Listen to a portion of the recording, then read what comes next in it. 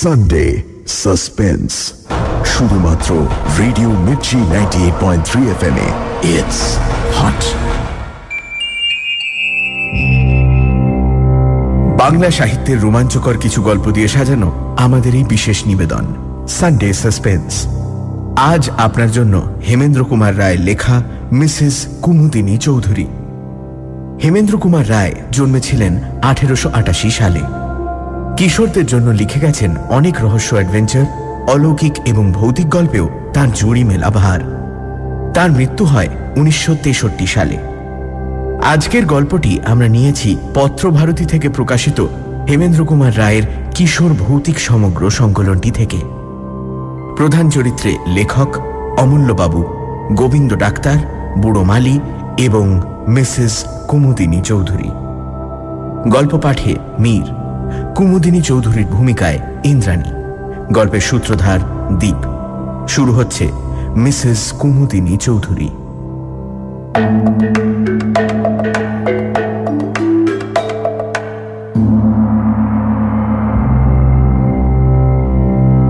আমি ঔপন্যাসিক কেবল এইটুকু বললেই বলা হয় না। আমি উপন্যাস লিখে টাকা রোজগার করি, অর্থাৎ আমি যদি উপন্যাস না লিখি তাহলে আমার পেটও চলবে না। অর্থাৎ উপন্যাস লেখা আমার পেশা, কিন্তু এ পেশা বুঝি আর চলে না। বাড়িতে রোজ এত লোকের ভিড়, মাসিক পত্রের সম্পাদকের তাগাদা, চেনা অচেনা লোকের আনাগোনা, বন্ধু বান্ধবদের তাস দাবার আড্ডা, এইসব সামলাতে সামলাতেই প্রতিদিন কেটে যায়। যখন একলা হবার সময় পাই তখন আসে ঘুমের সময়। কাজেই কিছুদিনের জন্য কলকাতা ছাড়তে হলো। স্থির করলুম একখানা উপন্যাস না লিখে আর কলকাতায় ফিরব না। বিদেশে নিশ্চয়ই বাসায় এত চেনা অচেনা লোকের ভিড় হবে না। সিধে চলে গেলুম ঝাঝা জংশনে। একখানি ছোটখাটো বাংলো ভাড়া নিলুম। সকালে ও বিকেলে বেরিয়ে বেড়াই, দুপুর ও সন্ধেবেলাটা কেটে যায় উপন্যাস লেখায়। ভিড়ের ভয়ে বিদেশে পালিয়ে এলেও মানুষের সঙ্গ বিনা মানুষের প্রাণ বাঁচে না। ঝাঝায় এসেও 3-4 জন লোকের সঙ্গে আমার অল্প বিস্তর ঘনিষ্ঠতা হলো। একজন হচ্ছেন মিসেস কুমুদিনী চৌধুরী। তিনি বিধবা। তার স্বামী পেশাওয়ারে কাজ করতেন। স্বামীর মৃত্যুর পর থেকে তিনি ঝাঝায় এসে বাস করছেন। তার সন্তানাদি কেউ নেই। ধর্মের তিনি খ্রিস্টান। আমার আরেকজন নতুন বন্ধুর নাম অমূল্যবাবু। এ ভদ্রলোকের বয়স হবে বছর 50। কলকাতার কোনো কলেজে প্রফেসরি করতেন। এখন অবকাশ নিয়ে এইখানে বসেই লেখাপড়া নিয়েও দিন কাটিয়ে দেন। অমূল্যবাবু পরলোক তত্ত্ব নিয়ে সারা জীবনই যথেষ্ট আলোচনা করেছেন। মৃত্যুর পরে জীবের কি অবস্থা হয় তার মুখে সর্বদাই সেই কথা শুনতে পাওয়া যায়। এখানকার রেলের ডাক্তার গোবিন্দবাবুর সঙ্গেও আলাপ হলো। তিনি খুব সাদাসিধে ভালো মানুষ লোক এবং সন্ধে হলেই ভূতের ভয়ে কাতর হয়ে পড়েন। সূর্যাস্তের পর তিনি প্রাণান্তেও অমূল্যবাবুর বাড়ির চৌকাঠ মারাতে রাজি হন না, কারণ পাছে তাকে কাছে পেয়ে অমূল্যবাবু 2-4টে পরলোকের কাহিনী শুনিয়ে দেন। সেদিন সন্ধ্যের কিছু আগে আমি অমূল্যবাবুর সঙ্গে বসে বসে গল্প করছিলাম। কথা হচ্ছিল পৃথিবীতে সত্যি সত্যি পিশাচের অস্তিত্ব আছে কিনা। অমূল্যবাবুর বিশ্বাস পৃথিবীতে সেকালেও পিশাচ ছিল, একালেও আছে। আমি জিজ্ঞাসা করলাম, পিশাচ কাকে বলে? অমূল্য বললেন, প্রেতাত্মাদের আমাদের মতো দেহ নেই, এ কথা তুমি জানো। দেহ না থাকলেও দুষ্ট প্রেতাত্মাদের আকাঙ্ক্ষা প্রায় প্রবল হয়ে থাকে, কিন্তু দেহের অভাবে তারা সে আকাঙ্ক্ষা মেটাতে পারে না। তাই অনেক সময় দুষ্ট প্রেতাত্মারা মানুষের সুরক্ষিত মৃতদেহের ভেতরে গিয়ে আশ্রয় নেয়। তখন সেই মরা মানুষ জ্যান্ত হয়ে উঠে জীবিত মানুষদের ধরে রক্ত শোষণ করে। এই জীবন্ত মৃতদেহগুলোই পিশাচ নামে খ্যাত। অমূল্যবাবু এমন দৃঢ় বিশ্বাসের সঙ্গে কথাগুলি বললেন যে আমার গায়ে কাঁটা দিয়ে উঠল। আমি বললুম, প্রায় শুনতে পাই অমুক লোক রক্ত স্বল্পতা হয়ে রোগে মারা গিয়েছে। আপনি কি বলতে চান যে পিশাচরাই তাদের মৃত্যুর কারণ? অমূল্যবাবু বললেন, অনেক সময় হতেও পারে, অনেক সময় নাও হতে পারে। ঠিক এই সময় মিসেস কুমুদিনী অমূল্যবাবুর বাইরের ঘরে এসে ঢুকলেন। ঢুকেই তিনি হাসতে হাসতে বললেন, কিসের গল্প হচ্ছে? আমি বললুম, অমূল্যবাবু আমাকে ভয় দেখাবার চেষ্টা করছেন। কুমুদিনী একখানা চেয়ারের ওপর বসে পড়ে বললেন, ও ভূতের গল্প বুঝি? বেশ, ভূতের গল্প শুনে ভয় পেতে আমি খুব ভালোবাসি। অমূল্যবাবু বললেন, বেশ ভয়ানক ভূত কাকে বলে আমি তা জানি না, তবে আজ আমি পিশাচের গল্প করছিলুম বটে। কুমুদিনী খানিকক্ষণ নীরবে অমূল্যবাবুর মুখের পানে তাকিয়ে রইলেন। তারপর ধীরে ধীরে বললেন, আচ্ছা অমূল্যবাবু, পিশাচের কথা সত্যি আপনি বিশ্বাস করেন? অমূল্যবাবু গম্ভীর স্বরে বললেন, সত্যি বিশ্বাস করি। খালি তাই নয়, আমার ধারণা সম্প্রতি এই ঝাঝাতেই বোধহয় পিশাচের উপদ্রব শুরু হয়েছে। আমি চমকে অমূল্যবাবুর মুখের দিকে মুখ তুলে তাকালাম। কুমুদিনীরও মুখ ভয়ে ম্লান হয়ে গেল, কিন্তু সে ভাবটা সামলে নিয়ে তিনি বললেন, আপনার এমন গাঁজাখুরি ধারণার কি কারণ শুনি? অমূল্যবাবু স্থিরভাবেই বললেন, সম্প্রতি এখানে রক্তস্বল্পতা রোগে মৃত্যুর হার বড় বেড়ে উঠেছে। এর কোনো যুক্তিসঙ্গত কারণ খুঁজে পাওয়া যায় না। কুমুদিনী উচ্চস্বরে হাসতে হাসতে উঠে দাঁড়িয়ে বললেন, বেশ তো অমূল্যবাবু, আপনি একটা পিশাচকে বন্দি করবার চেষ্টা করুন না। অমূল্যবাবু অল্প স্বরে বললেন, সেই চেষ্টাই করব। ভূত না মানলেও ভূতের ভয় যে ছাড়ে না, অমূল্যবাবুর বাড়ি থেকে আসতে আসতে সে প্রমাণ ভালো করেই পেলাম। সন্ধ্যের অন্ধকারের ভেতর দিয়ে ফিরতে ফিরতে প্রত্যেক আনাচে কানাচে মনে হতে লাগল যেন সত্যি সত্যি কোনো জীবন্ত মৃতদেহ আমার দিকে লক্ষ্য স্থির করে দাঁড়িয়ে আছে।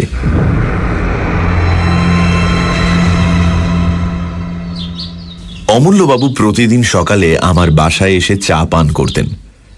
সেদিন সকালেও বাংলোর বারান্দায় বসে দুজনে চা পান করছি।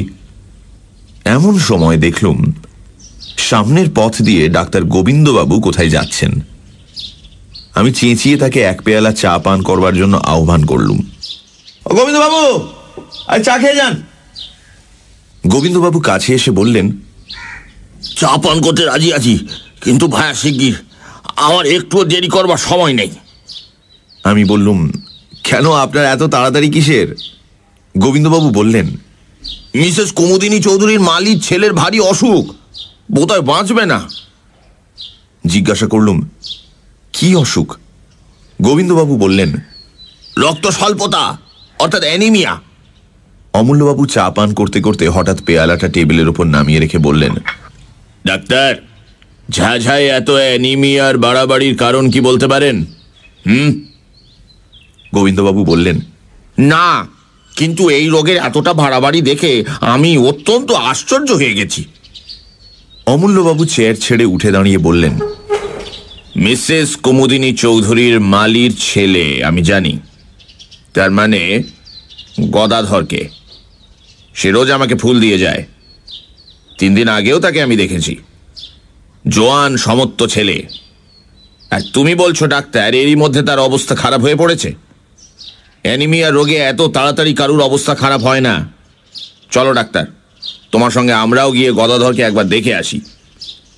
আমার বাংলো থেকে মিসেস চৌধুরীর বাংলোয় যেতে 4-5 মিনিটের বেশি সময় লাগে না। মিসেস চৌধুরীর বাগানের এক কোণে মালির ঘর। আমরা সকলে গিয়ে সেখানে উপস্থিত হলাম। ঘরের ভেতরে একপাশে বুড়ো মালি মাথায় হাত দিয়ে ম্লান মুখে বসে আছে। গদাধর শুয়ে আছে একখানা চৌকির ওপরে। তার মুখ এমন বিবর্ণ ও রক্তশূন্য যে দেখলেই মনে হয় মৃত্যুর আর বেশি দেরি নেই। ডাক্তারবাবু তাকে পরীক্ষা করে চুপি চুপি আমাদের বললেন, আজকের রাত বোধহয় কাটবে না। অমূল্যবাবু গদাধরের পাশে গিয়ে বসলেন। তারপর রোগীর গায়ের কাপড়টা খুলে তীক্ষ্ণ দৃষ্টিতে কি দেখতে লাগলেন। খানিকক্ষণ পরে গদাধরের গলা ও বুকের মাঝখানে একটা জায়গার দিকে আঙুল নির্দেশ করে বললেন, ডাক্তার, এটা কিসের দাগ? গোবিন্দবাবু বললেন, ওটা ক্ষত চিহ্ন বলেই মনে হচ্ছে। যা নোংরা ঘর, ইঁদুর টিঁদুরে কামড়েছে বোধহয়। অমূল্যবাবু গদাধরের বাপকে ডেকে জিজ্ঞাসা করলেন, তোমার ছেলেকে সেবা করে কে? বুড়ো মালি বললেন, বাবু, গিন্নিমা গদাধরকে বড় ভালোবাসে, ঠিক নিজের ছেলের মতো। ওকে দেখাশোনা করেন তিনি। ওর জন্য দিনে তার বিশ্রাম নেই, রাতে ঘুম নেই বাবু।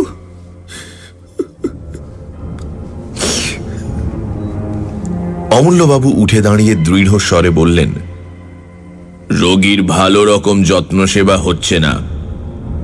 গদাধরকে আমি আমার বাড়িতে নিয়ে যাব।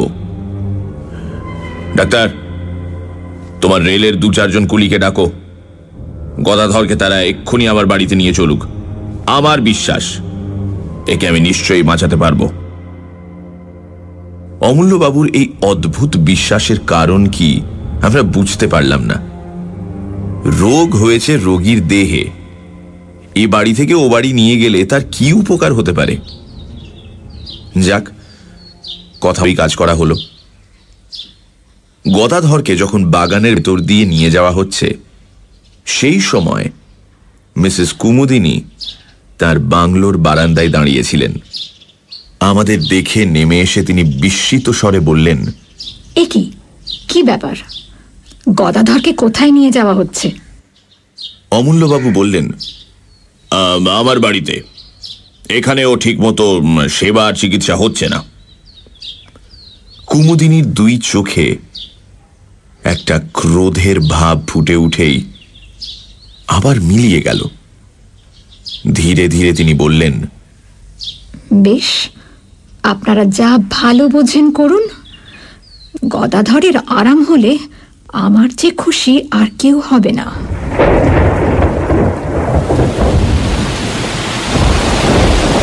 সেদিন সন্ধ্যের পর থেকে মুষলধারে বৃষ্টি নামল। গাছপালার আর্তনাদ ও মেঘের গর্জনের সঙ্গে সঙ্গে পাহাড়ের উপর থেকে হুড় হুড় করে বৃষ্টিধারা নেমে আসার শব্দ শুনতে শুনতে আমি ঘুমিয়ে পড়লাম। অনেক রাতে হঠাৎ করে আমার ঘুম ভেঙে গেল। অন্ধকারে ধড়মড়িয়ে বিছানার উপর উঠে বসে মনে হলো জানলার শার্সির উপরে বাইরে থেকে কি যেন ঠক ঠক করে আওয়াজ করছে। প্রথমে ভাবলাম আমারই মনের ভুল। বাইরে তখনও সমান তোড়ে বৃষ্টি ঝরছে, বাজ ডাকছে ও ঝড় একেবারে হৈ হৈ করছে। এমন দুর্যোগে শার্সির উপর করাঘাত করতে আসবে কে? হয়তো ঝোড়ো হাওয়া ঘরের ভেতর ঢুকতে চায়। আবার বিছানার উপর শুয়ে পড়লুম, কিন্তু সঙ্গে সঙ্গে তখনই শার্সির উপরে আবার শব্দ হলো। সবিস্ময়ে বিছানার উপর থেকে লাফিয়ে পড়লুম। আর তো কোনোই সন্দেহ নেই, কে এলো? এই বন জঙ্গল পাহাড়ের দেশে এই ঝড় বৃষ্টি অন্ধকারে কে আমার ঘরের ভেতর ঢুকতে চায়? অজানা বিদেশ বলে শোবার সময় বালিশের তলায় রোজই একটা টর্চ রেখে দিতুম।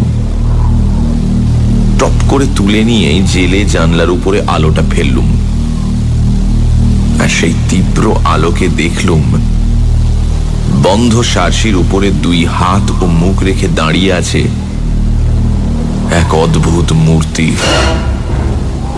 ঝোড়ো হাওয়ায় রাশি রাশি কালো লম্বা চুল এসে তার সারা মুখখানাকে আচ্ছন্ন করে ফেলেছে, এবং সেই চুলের ফাঁকে আগুনের মতো দপদপ করে জ্বলছে তার 2 বিস্ফারিত চক্ষু। পর মুহূর্তে মুখ মুখখানা আলোক রেখার ভেতর থেকে সাত করে সরে গেল। এ কি দুঃস্বপ্ন? ভয়ে মুষড়ে আলো নিভিয়ে বিছানার উপর কাঁপতে কাঁপতে বসে পড়লুম। আতঙ্কে সারা রাত আর ঘুম হল না। কেবলই মনে হতে লাগলো সারসির কাঁচ ভেঙে ওই বুঝি এক অমানসিক মূর্তি ঘরের ভেতরে হুড়মুড় করে ঢুকে পড়ে। সানডে সাসপেন্সে আজ মিসেস কুমুদিনী চৌধুরী। লেখক এসেছেন ঝাঝায়।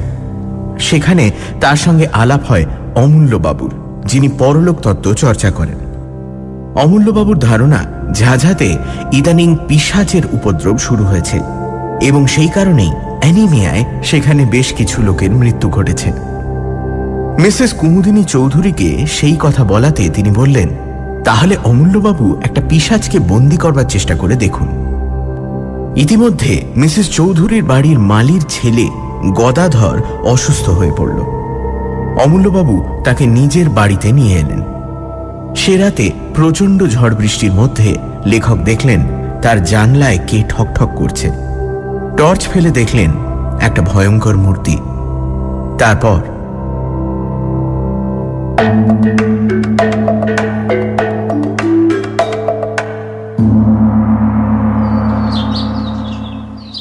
জানলা দিয়ে সকালের আলো ঘরের ভেতরে এসে পড়েছে, কিন্তু তখন আমি জড় ভরতের মতো বিছানার উপর আড়ষ্ট হয়ে বসে আছি। এমন সময় বাইরে থেকে শুনলুম আমার নাম ডাকছেন অমূল্যবাবু। ও ভাই, আরে কি হলো, দরজা খোলো, আর কি মুশকিল? আশ্বস্তির নিঃশ্বাস ফেলে তাড়াতাড়ি উঠে দরজা খুলে দিলুম। অমূল্যবাবু ঘরের ভেতরে এলেন। আমি জিজ্ঞাসা করলুম, এত ভোরে আপনি? গদাধরের অসুখ বেড়েছে নাকি?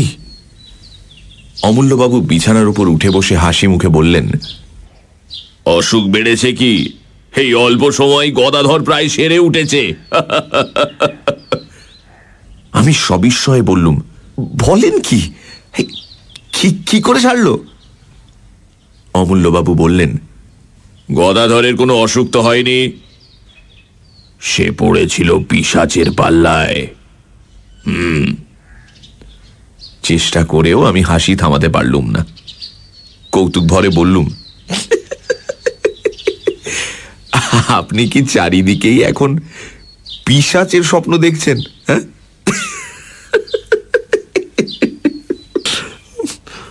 অমূল্যবাবু অটলভাবেই বললেন, তোমার যা ইচ্ছে হয় বলো, আমি কোনোই প্রতিবাদ করব না।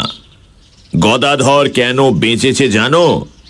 কাল দিন রাত তার শিয়রে বসে আমি পাহারা দিয়েছি বলে কারুকে তার ত্রিসীমানায় আসতে দিইনি। কাল রাতে আবার কেউ যদি তার রক্ত শোষণ করত, তাহলে আজ আর তাকে জীবিত দেখতে পেতে না। আমি সবিস্ময়ে বললুম, রক্ত শোষণ? অমূল্যবাবু, আপনি কি বলছেন? কে তার রক্ত শোষণ করত? অমূল্যবাবু কিছুক্ষণ স্তব্ধ হয়ে রইলেন।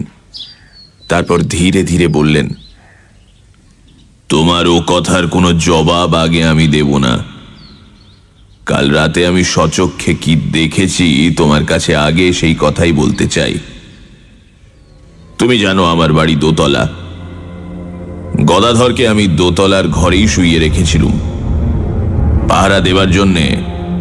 তার পাশে বসে কাল সারা রাত আমি কাটিয়ে দিয়েছি। কালকের রাতের ঝড় বৃষ্টির কথা তুমিও টের পেয়েছো বোধহয়। মাঝ রাতে ঝড় বৃষ্টির বেগ অত্যন্ত বেড়ে ওঠে। সেই সময় বই পড়তে পড়তে হঠাৎ মুখ তুলে দেখি জানালার ঠিক বাইরেই একটি স্ত্রী মূর্তি দাঁড়িয়ে রয়েছে।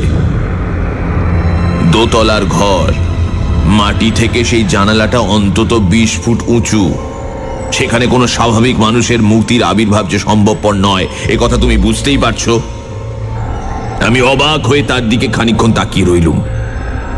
ঘরের আলো তার মুখের ওপর পড়েছিল, তাকে দেখেই আমি চিনতে পারলুম। কে সে কিছু আন্দাজ করতে পারো? আমি হতভম্বের মতো ঘাড় নেড়ে জানালুম, না।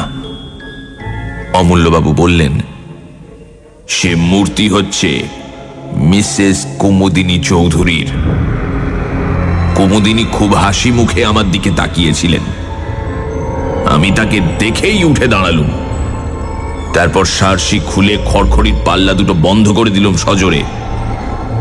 আমাকে বাধা দেবার জন্য মূর্তিটা তাড়াতাড়ি হাত বাড়িয়ে এগিয়ে এলো, কিন্তু বাধা দিতে পারল না।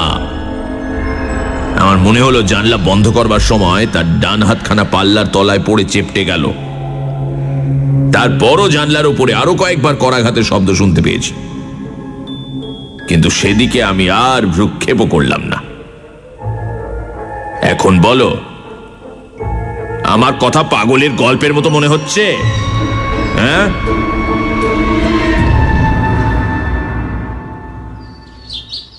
আমি রুদ্ধশ্বাসে বলে উঠলাম, অমূল্যবাবু, অমূল্যবাবু, আপনি আপনি কি বলছেন মিস কুমুদিনী চৌধুরী? অমূল্যবাবু বাধা দিয়ে বললেন, শোনো, টেলিগ্রামে আমি আর এক খবর আনিয়েছি। পেশাওয়ারে মিসেস কুমুদিনী চৌধুরীর স্বামী মারা যান অ্যানিমিয়া রোগে, আর মিসেস কুমুদিনী চৌধুরীও তার মৃত্যুর 15 দিন আগে দেহত্যাগ করেছেন। আমার সারা শরীর কেমন একটা করতে লাগলো।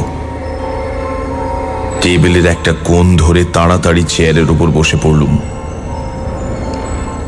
অনেকক্ষণ পরে নিজেকে সামলে নিয়ে অমূল্যবাবুর কাছে আমিও কাল রাতে যা দেখেছি সেই ঘটনাটা খুলে বললুম।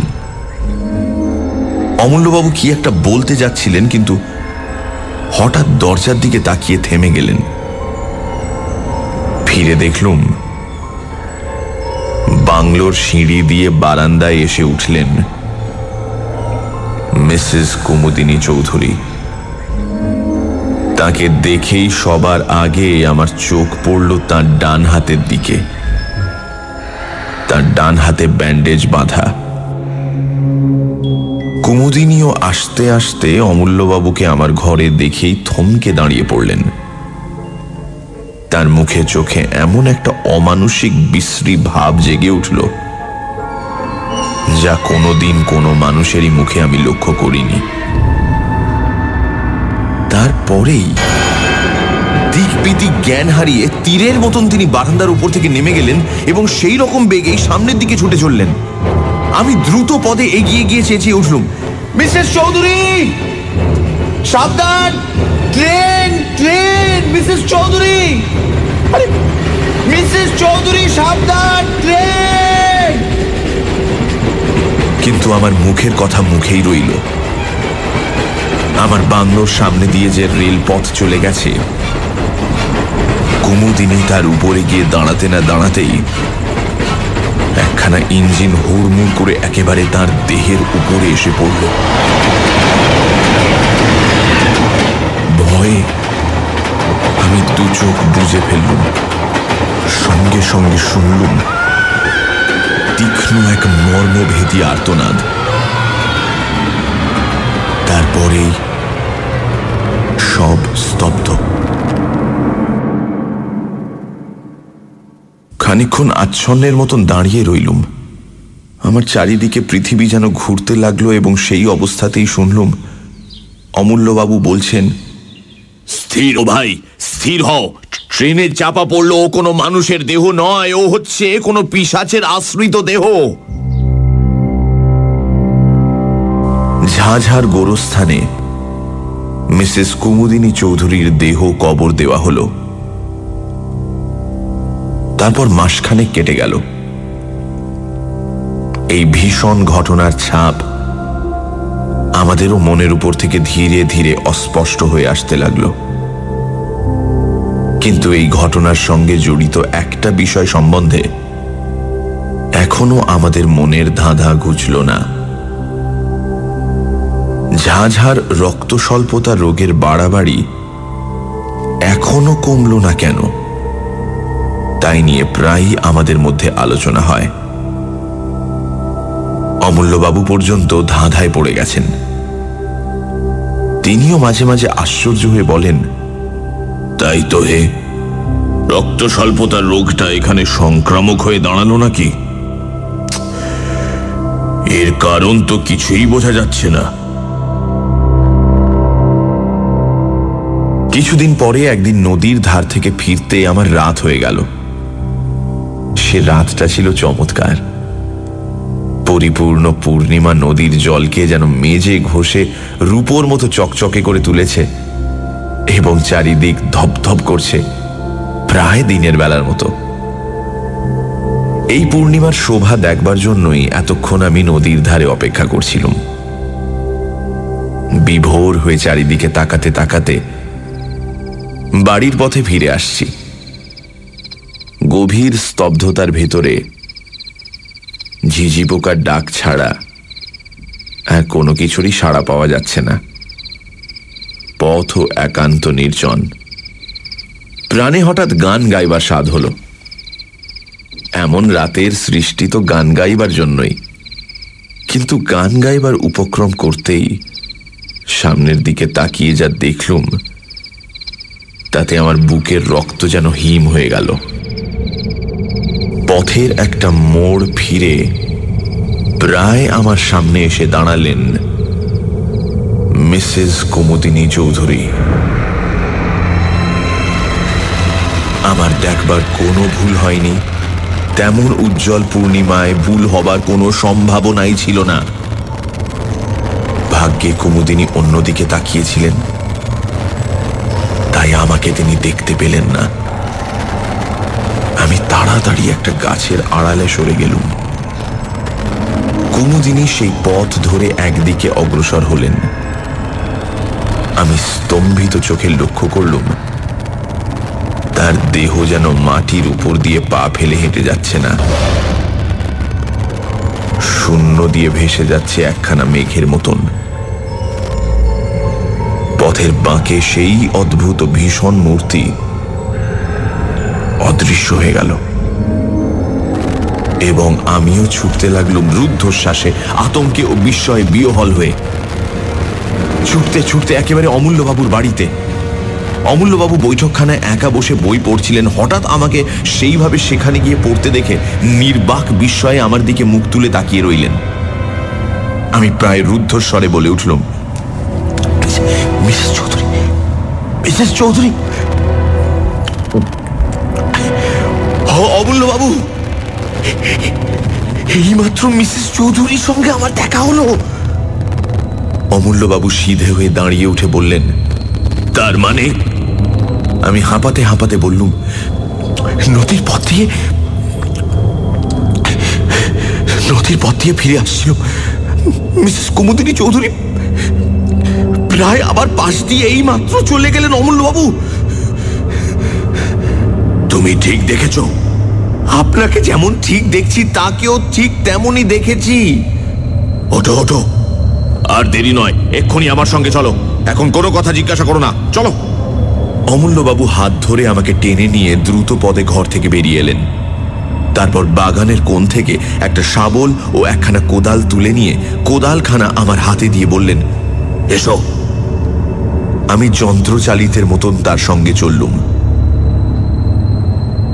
আবার সেই নদীর পথ। চারিদিক তেমনি নীরব ও নির্জন। আকাশে তেমনি স্বপ্নময় চাঁদের হাসি। নিবিড় বনজঙ্গল ও পাহাড়ের পর পাহাড় দাঁড়িয়ে আছে যেন ছবিতে আঁকা। কিন্তু সেসব দৃশ্য দেখবার মতো মনের অবস্থা তখন আমার ছিল না। আমার প্রাণ থেকে সমস্ত কবিত্ব তখন কর্পূরের মতন উবে গিয়েছিল। ঘাসের উপরে বড় বড় গাছের ছায়া নড়ছে আর আমি চমকে চমকে উঠছি। নিস্তব্ধতা বিদীর্ণ করে একটা পেঁচা চেঁচিয়ে উঠল।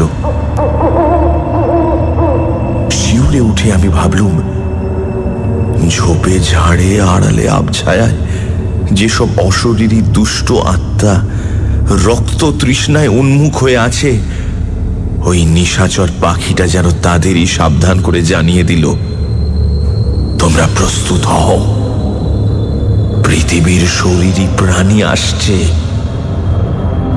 ওই তো ঝাঝার গোরস্থান, কবরের পর কবর সারি সারি দেখা যাচ্ছে।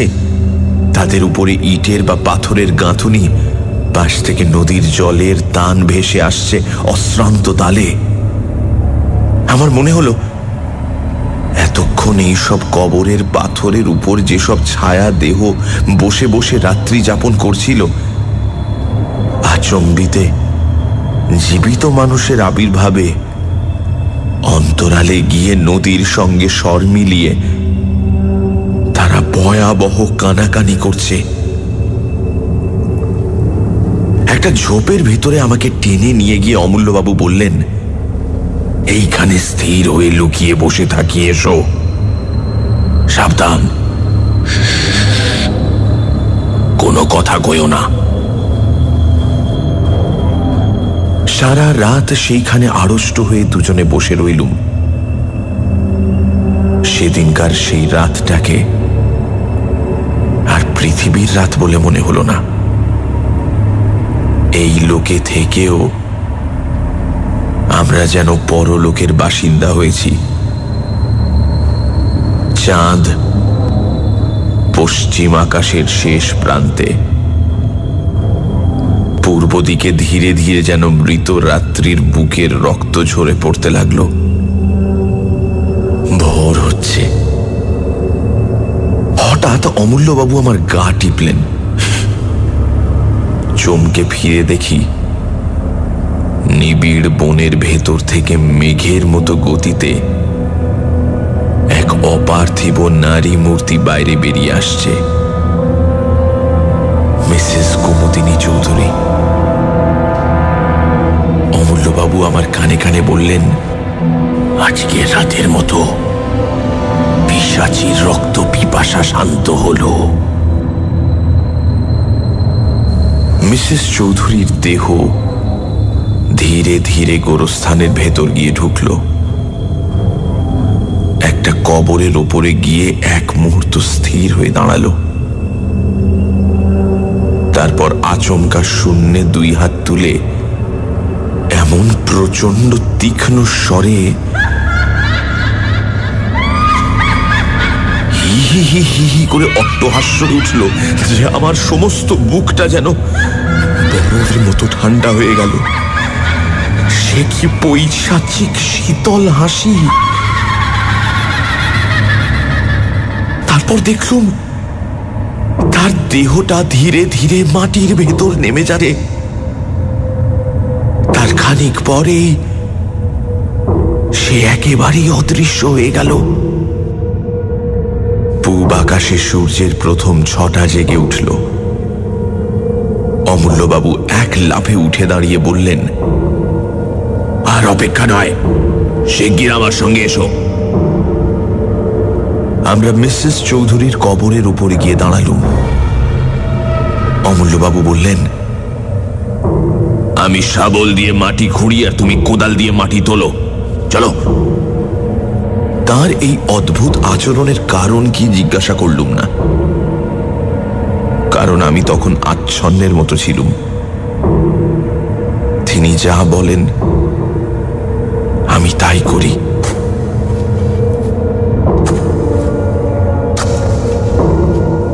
অল্পক্ষণ পরেই কফিনটা দেখা গেল। অমূল্যবাবু বললেন, দেখো, এইবারে আমি কফিনের ডালাটা খুলব, তারপর আমি যা করব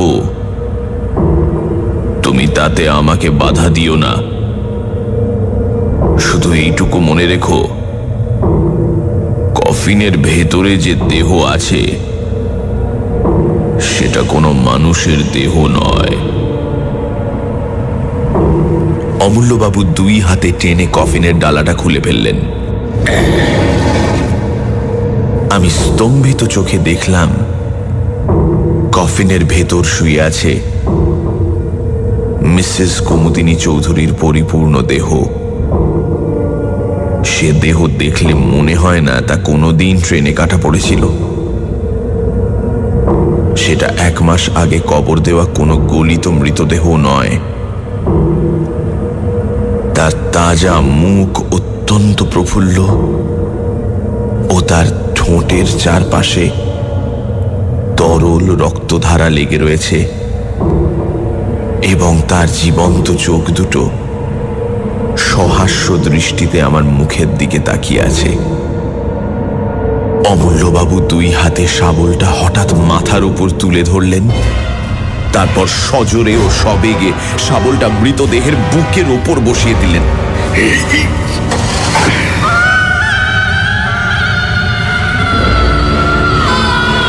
ইঞ্জিনের বাঁশির আওয়াজের মতো এক তীব্র দীর্ঘ আর্তনাদে আকাশ বাতাস পরিপূর্ণ হয়ে গেল।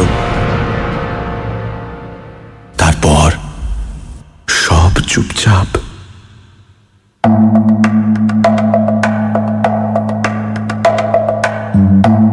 শুনছিলেন মিসেস কুমুদিনী চৌধুরী, রচনা হেমেন্দ্র কুমার রায়, গল্প পাঠে মীর, কুমুদিনী চৌধুরীর ভূমিকায় ইন্দ্রাণী, গল্পের সূত্রধার দীপ, শব্দগ্রহণ, আবহ সঙ্গীত এবং স্পেশাল এফেক্টসে রিচার্ড, পরিকল্পনা ও পরিচালনায় ইন্দ্রাণী। আগামী সপ্তাহে ঠিক এই সময় আরও একটি রোমাঞ্চকর গল্প নিয়ে হাজির হবে সানডে সাসপেন্স।